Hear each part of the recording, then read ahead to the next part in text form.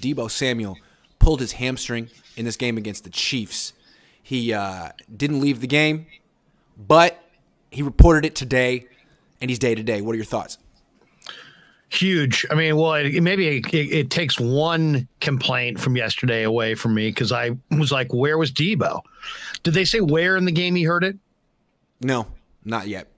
So, I mean, to me, he was underwhelming yesterday, and maybe that explains some of it if it was earlier in the day. But yeah, it's a huge loss. It's a huge loss. And overall, there's a bigger question, which is how does this offense get its rhythm back? Because they're out of rhythm. To me, there's two major issues. Offensively, Grant, they're totally out of rhythm. Defensively, they're running out of bodies. Yeah. And so they need to freshen up, add bodies on defense and freshen up the bodies they do have and get that coverage to be way tighter. And then offensively, they got to figure out why are they out of rhythm exactly and what's going to get them back in rhythm exactly before Sunday. With Deebo, though, it just seems like he hasn't been in tip-top shape all year. He was last year, and that was a big reason the Niners made the playoffs. This year, I mean, he missed most of the offseason. Now he's pulled his hamstring. He's always had issues being a little bit overweight, and boom, we see it again here. I don't think he's really been at his best this year.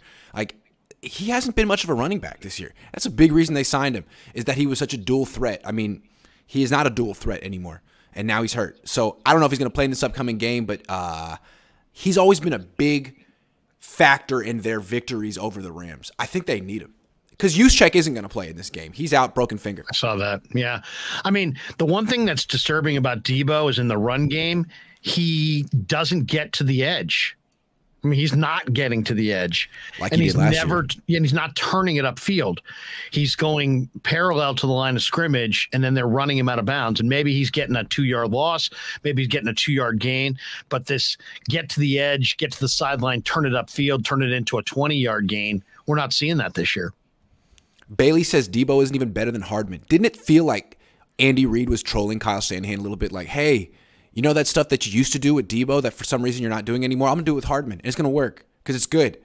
I don't know. I thought that was interesting. Hardman's got speed. He's faster than Deebo. You're right, though. They used Hardman yesterday on a number of plays that were very Deebo-like. Brian says, where is the run game?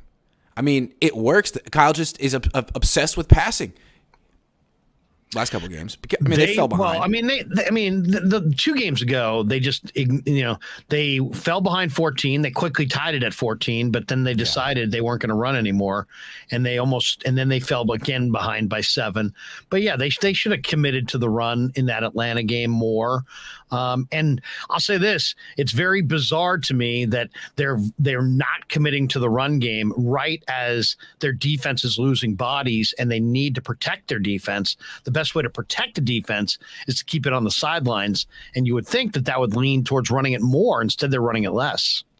Mike says, as a fan, part of me wants to see this team win the Super Bowl, but part of me wants to see this nightmare named Jimmy Garoppolo and Kyle Shanahan be over. Well, I think that's what's so great about this season is I think it might be one or the other. It just might. I don't know. Yeah, I mean, I'll say this. We can talk about Garoppolo, and man, his red zone interception was heinous. But overall, his day was not. I mean, that wasn't the reason they lost. They lost because they couldn't come within a country mile of any of the Chiefs' offensive players. They played the softest zone defense I think I've seen them play since Shanahan showed up.